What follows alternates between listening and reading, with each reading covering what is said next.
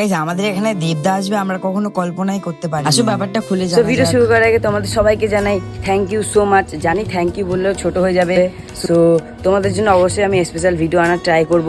এবার থেকে এরকম ইন্টারেস্টিং ব্লগ দেখতে পাবে। আমাকে ছোট ভাই ভেবে এত সাপোর্ট করার জন্য thank you so much. So তাড়াতাড়ি আমার 500 সাবস্ক্রাইবার কমপ্লিট করে দাও। আর মাত্র লাগবে 60টা সাবস্ক্রাইবার লাগবে 60। সো হ্যাঁ, এই ভিডিওটা ওরকমই সাপোর্ট করো।